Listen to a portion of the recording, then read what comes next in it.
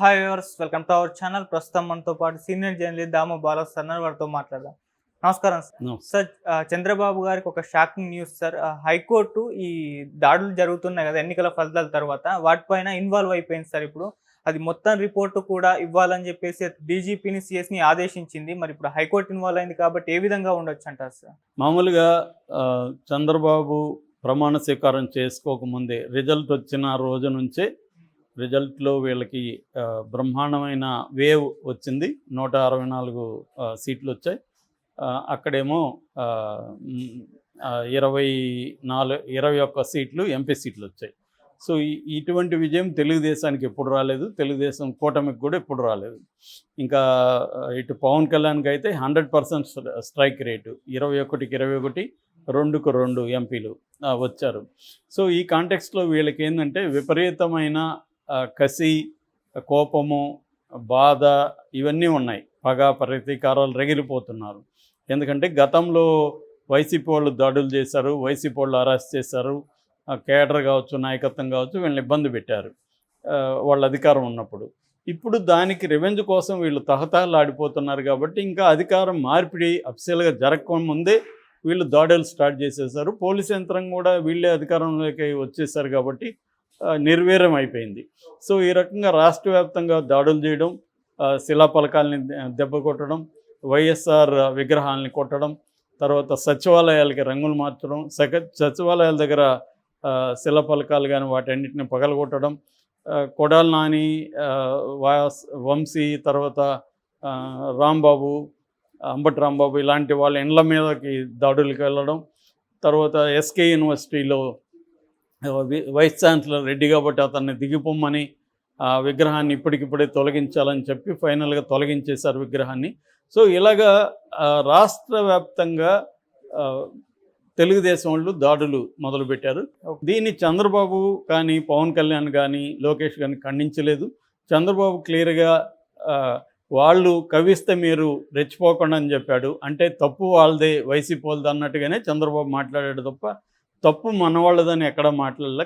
నిజానికి ఎక్కడ కవించినట్టుగా మనకి ఎక్కడ వీడియోలు కానీ రిపోర్ట్ కానీ లేదు. కవించుంటే వీళ్ళు ఇంకా ఓన్ మీడియా హడావిడి చేసేది, తెలుగుదేశం మీడియా ఎక్కడా లేదు. క్లియర్గా వీడియోల్లో చూసినా, న్యూస్ చూసినా ఇప్పుడు నాని ఏం కవించాడని వాళ్ళ ఇంటి మీదకి పోయారు. ఇప్పటికిప్పుడు ఏం కవించలేదు. గతంలో మాట్లాడింది పక్కన పెడితే వంశీ ఏం కవించాడని పోయారు. సో ఎన్నికల తర్వాత వాళ్ళు ఆల్రెడీ చచ్చిన పాము అది వైసీపీ. వాళ్ళు ఏం కవిస్తారు? సైలెంట్గా పడి ఉన్నారు వాళ్ళు. వాళ్ళకి తెలుసు కదా మనం కవిస్తే మనల్ని కొడతారు, అధికారం వీళ్ళ చేతిలో ఉందని వాళ్ళకి తెలీదా?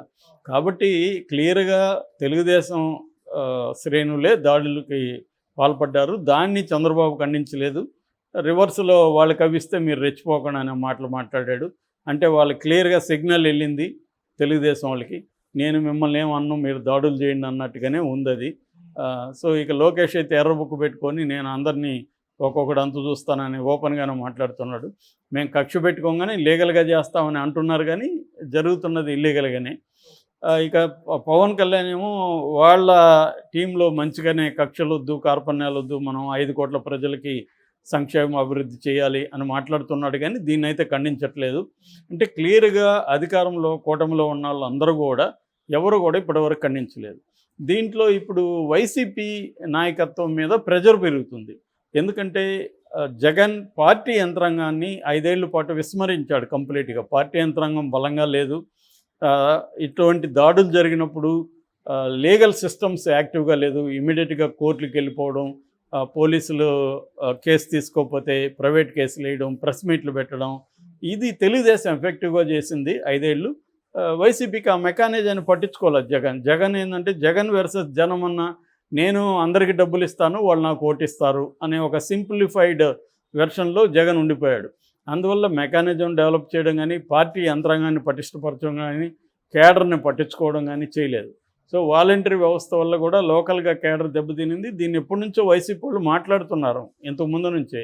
నాకు 3 ఏళ్ల ముందే ఒక ఎంపీ ఫ్రెండ్ క్లియర్గా చెప్పాడు, సార్ ఇది జరుగుతుంది, అతను అర్థం కావట్లేదు, చాలా దెబ్బ తగులుతుంది సార్ అని నాకు ఒక ఎంపీ చెప్పాడు. ఇప్పుడు 3 years బ్యాకే. కానీ జగన్ అదేమీ పట్టించుకోలేదు. తన పద్ధతిలో తను వెళ్ళినాడు. దాని మూల్యం ఇప్పుడు తెలుస్తుంది. సో అందుకని ఇప్పుడు వాళ్ళు కొద్దిగా మేల్కొని కోర్టుకు వెళ్ళారు. హైకోర్టులో ఎస్వి సుబ్బారెడ్డి పిల్లేశాడు. ఇట్లాగా వీళ్ళు దాడులు చేస్తున్నారు, పోలీసులకి చెప్పినా పట్టించుకోవట్లేదు, చాలా చోట్ల పోలీసులు ఉన్నా ఆపట్లేదు, చూస్తున్నారు అనేది పిల్లేసినప్పుడు జస్టిస్ మండవ కిరణ్మయ్ గారు, న్యాయపతి విజయ్ గారు వీళ్ళిద్దరూ దీన్ని టేకప్ చేశారు. బెంచి టేకప్ చేసి దీనికి ఈ సిఎస్కి తర్వాత డీజీపీకి వాళ్ళు ఆదేశాలు వ్యక్తం చేశారు. దీనికి సంబంధించి సమగ్ర సమాచారాన్ని మాకు ఇవ్వండి అని. వీళ్ళైతే వీడియో ఫుటేజీ అదంతా కూడా వీళ్ళ తరపున రాజు రామచంద్రన్ అని సుప్రీంకోర్టు అడ్వకేట్ అటెండ్ అయ్యారు. ఆయన కంప్లీట్గా సమగ్రంగా తన దగ్గర ఉన్న ఆధారాలు ప్రవేశపెట్టాడు, ఎక్కడెక్కడ ఎలాంటి దాడులు చేశారు ఆ ఫుటేజ్ అంతా. సో హోంశాఖ తరపున వేలూరు మహేశ్వర్ రెడ్డి అడ్వకేట్ ఆయన అపీర్ అయ్యారు. ఎందుకంటే ఇంకా అడ్వకేట్ జనరల్స్ పబ్లిక్ ప్రాసిక్యూటర్లు నియమించలేదు, గతంలో ఉన్న వాళ్ళు రిజైన్ చేశారు, శ్రీరామ్ కానీ పొన్నవాళ్ళు కానీ వీళ్ళందరూ. సో ఇప్పుడు ఇంకా నియమించలేదు కాబట్టి హోంశాఖ తరపున మహేశ్వర్ రెడ్డి అని ఆయన అటెండ్ అయ్యాడు. సో ఇప్పుడు వివరాలు సబ్మిట్ చేయమని 19th దీన్ని పోస్ట్పోన్ చేశారు. సో ఇది ఒక రకంగా కొద్దిగా చంద్రబాబుకి కొద్దిగా అడ్డంకి అనే, అంటే చంద్రబాబు కానీ వాళ్ళ పార్టీ వాళ్ళు కానీ కక్ష తీర్చుకుందామన్న ప్లాన్లో ఉన్నారు. గతంలో లోకేష్ ఓపెన్గానే స్టేట్మెంట్ ఇచ్చారు, మీరు ఎంతమందిని కొట్టి మీ మీద ఎంత కేసులు పెట్టుకుంటే మీకు అన్ని పదవులు ఇస్తానని ఓపెన్గానే ఆఫర్ చేశారు లోకేష్. అంటే క్లియర్గా హింసని రెచ్చగొట్టే పద్ధతిలో లోకేష్ మాట్లాడాడు. ఇంకా పవన్ కళ్యాణ్ కూడా ఒక్కొక్కరిని మోకాళ్ళ మీద ఎక్కడ నడిపిస్తాను, ఎక్కడెక్కడ కడ్రాయలతో తిప్పిస్తాను, ఇవన్నీ పవన్ కళ్యాణ్ కూడా మాట్లాడాడు. సో ఈ స్పిరిట్ అంతా కేడర్లో ఉంటుంది కదా, వాళ్ళకి ఇప్పుడు అధికారం వచ్చింది, ఆల్రెడీ నాయకులు చెప్పున్నారు, రెచ్చిపోయారు. అందుకనే వీళ్ళు ఈ రాజు రామచంద్రన్ అడ్వకేట్ చెప్తున్నాడు హైకోర్టులో ఇండ్లు ఖాళీ చేయించేశారు, కొన్ని అయితే ఊర్లు కూడా ఖాళీ చేయించి తరిమేశారు. ఇటువంటి ఒక భయానక పరిస్థితి, ఒక బీహార్ అని, ఒకప్పుడు బీహార్ ఎలా ఉండేదో అలాగా బీహార్లో భూమి సేన ఇట్లాంటి సేనలు ఉండేవి, ప్రైవేట్ ఆర్మీస్ ఉండేవి. అలాగా ఇప్పుడు కూడా తెలుగుదేశం వాళ్ళు వైసీపీ వాళ్ళ మీద ఇలా చేస్తున్నారు అనేది వీళ్ళు చెప్పారు. అయితే కొన్ని చోట్ల వైసీపీ వాళ్ళు కూడా రిటాలియేషన్, అంటే వాళ్ళు వచ్చి దాడి చేస్తున్నప్పుడు అదేదంటారు కదా, శత్రువు 10 దెబ్బలు కొడుతూ మనం ఒకటన్నా కొట్టాలని, అలాగా కొన్నిసార్లు జరిగాయి. కర్నూలులో ఒక హత్య కూడా జరిగింది, దాన్ని మాత్రం లోకేష్ పెద్ద ఎత్తున చూపించాడు, కానీ తన వాళ్ళు చేస్తుండే దాన్ని ఎక్కడ ఖండించలేదు. అంటే క్లియర్గా ఇక్కడ మనకు కనబడేది ఏంటంటే షర్మిల చంద్రబాబుకి లెటర్ రాసింది, ఆ లెటర్లో ఉన్నది వాస్తవం.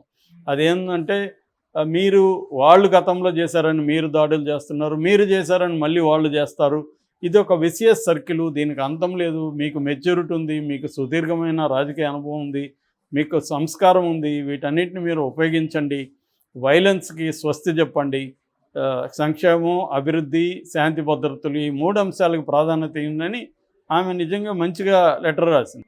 సో అది ఆ స్పిరిట్ని వీళ్ళు ఫాలో కావాల్సింది. వీళ్ళు మళ్ళీ మా మీద ప్రతీకారం తీర్చుకున్నారు కాబట్టి మేము తీసుకుంటామంటే మళ్ళీ వాళ్ళు తీర్చుకుంటారు. ఇదేమి నెవర్ ఎండింగ్ ప్రాసెస్. ఎందుకంటే దీనివల్ల ఏమవుతుందంటే మీరిద్దరు తీర్చుకునేది కాదు, దీని మధ్యలో ప్రజల జీవితాలు ఉన్నాయి.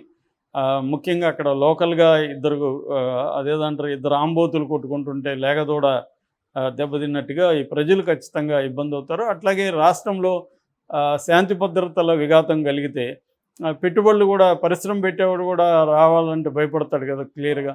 సో ఇటువంటి ఒక సిచ్యువేషన్ని చంద్రబాబు ఆలోచించాలి. ఇది ఒక రకమైన గోల్డెన్ ఆపర్చునిటీ.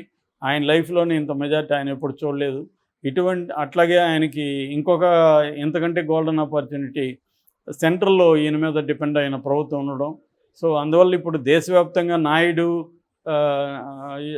పేరు మోగిపోతుంది. చంద్రబాబు నాయుడు ఇంకా నితీష్ అని 2 పేర్లు మారుమోగుతున్నాయి. ఇలాంటి కాంటెక్స్ట్లో ఆయన రాష్ట్రానికి కానీ మంచి పనులు చేయగలిగితే పర్మనెంట్గా ఆయన నిలిచిపోతాడు. అది ఉపయోగించుకోవాలి తప్ప ఇవన్నీ వేస్ట్ వ్యవహారాలు.